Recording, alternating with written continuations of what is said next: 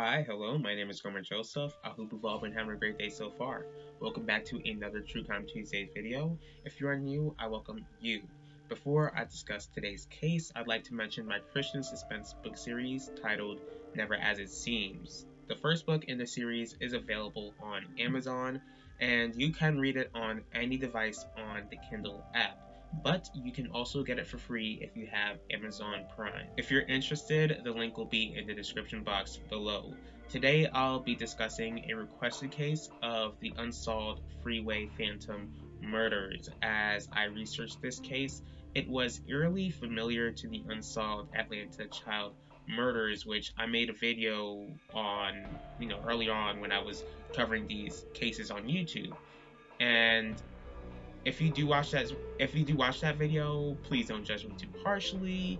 I was still an early YouTuber learning how to be a YouTuber. So overall, this case is very heartbreaking, extremely creepy, and very frustrating. Now, I encourage you all to do your own research with this case and not to just look at my video for all of the information.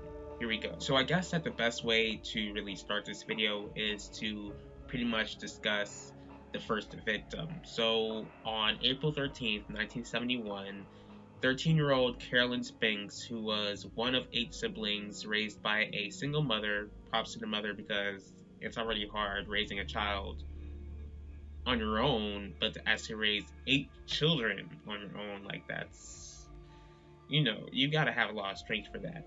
Now, Carolyn Spinks, she had a twin sister named Carol, and like most twins, Carolyn was close to her sister, Carol. The twins liked playing jokes on others since they looked so much like each other, pretty much disguising as each other and switching clothes. Carol had the nickname Bebe. She was described as small, quiet, and timid. Once again, this is April 13th, 1971. Carol was with her twin sister Carolyn and their older sister Evander while their mother was out of the house. Valerie, their older sister who didn't live with them anymore, came by the house to ask one of the sisters to go shopping for her. But the sisters were told that they were not to leave the house or let anyone in when their mother was away. After Valerie, got this information, like she still kept banging on the door, so Carol got annoyed. She pretty much got fed up with it, and she decided to go shopping for her older sister.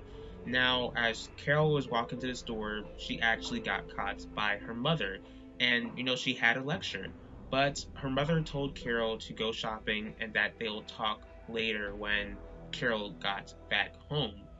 But unfortunately, Carol never made it back home. Time was passing by, and everyone noticed that Carol didn't get back. Her older sister Evander asked Valerie about their sister, but Valerie hadn't seen Carol either. Evander went to the store where Carol was, and the worker said that Carol left the store, but Evander noticed that her younger sister still wasn't home. Now, Carol's mother gets word that her daughter hadn't come back home. So, of course, like any sane parent, she got worried, and since she was worried, she called the police. But after calling the police claimed that Carol ran away. And as I was researching this, I just thought to myself, why is it with these cases, the police always jump to that conclusion? But the family knew Carol, and they knew that she never run away. Soon, the family gathered people in the neighborhood to search for Carol, but, they hadn't found her. On May 1st, 1971, police officer Romaine Jenkins, who was an officer on the case, was informed that a body was found in some bushes behind St. Elizabeth's Hospital. Now, sadly, the body belonged to Carol Denise Spinks. She was assaulted, and the cause of death was strangulation. Now, I cannot imagine what her family went through.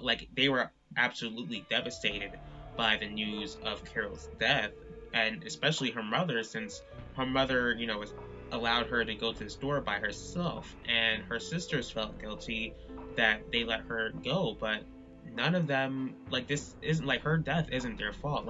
None of them could have imagined the outcome out of that simple action, especially in the early 70s. Here's what frustrates me. According to the autopsy, Carol was alive a few days after her abduction, since it was discovered that someone fed her through that time, but her, the food that she had was not digested completely. So only if the police took this seriously earlier on, I do believe that she might have just been found maybe, and she might just be alive today. But the police took it seriously after her death, which is just very, very sad. When Officer Romaine Jenkins attempted to follow up on Carol's murder, the department basically told her to leave it alone since they had to deal with the Vietnam protests at the time. Now, 2 months after Carol's death, there would be another abduction in the same neighborhood. On July 8th, 1971, 16-year-old Darlenia Denise Johnson, and let me just add, it's pretty creepy that she has the same middle name as Carol. Darlenia was on her way to work at a recreation center, and she would never be seen alive again. According to a witness, Darlenia was seen in a black car with a black man. In between her disappearance, Darlenia's mother got these weird calls. She would hear breathing on the other line and nothing else, and she guessed and probably hoped that it was her daughter. In one of the calls, someone finally spoke and stated that Darlenia was killed, and as to be that evil and demonic to call a mother and say that about her child is beyond my comprehension.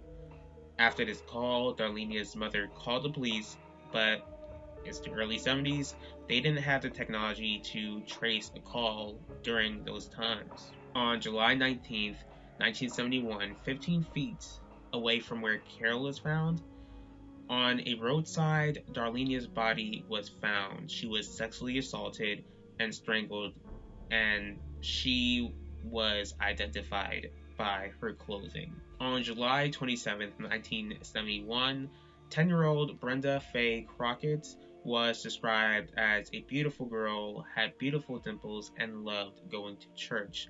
That day, her mother sent Brenda to go to the grocery store, but Brenda never returned. Hours after Brenda didn't make it back home, Brenda's mom gets a bit worried and starts looking for her.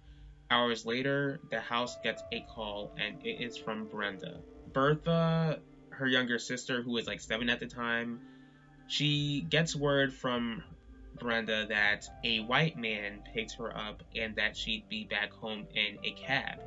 And Brenda called again. This time, her stepfather answers the call. And according to stepfather, Brenda was talking about how she's in Virginia and was asking if her mom saw her. But the stepfather assures Brenda that if her mother saw her, then she would have gotten her. And the thought of that, I mean, of course, any sane parent, like, if a parent saw their child with a stranger, like, obviously, they would have gotten that. They would have gotten their child, and Bertha, Brenda's sister, just remembers hearing Brenda weeping over the phone, and Bertha just pretty much believes that Brenda was pretty much crying because she was involved with a pretty crazy situation. So after these calls, police got involved.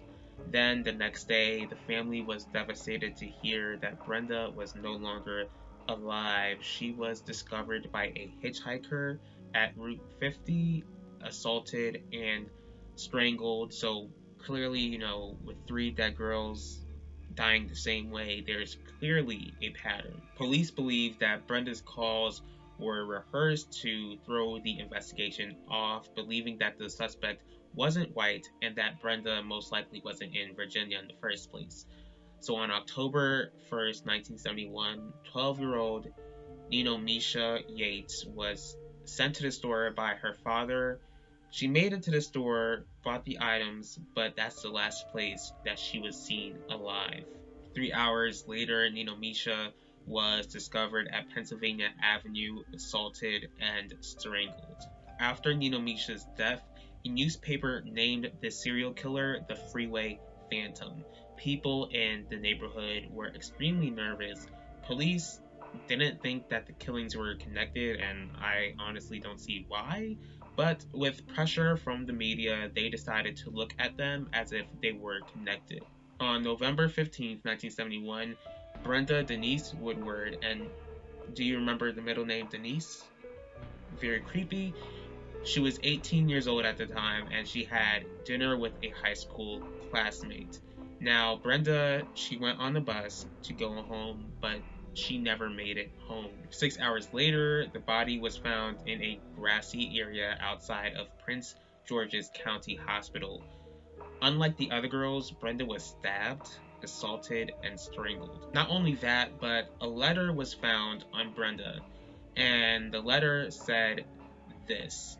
It said, "This is tantamount to my insensitivity, sick to people, especially women. I will admit the others when you catch me if you can.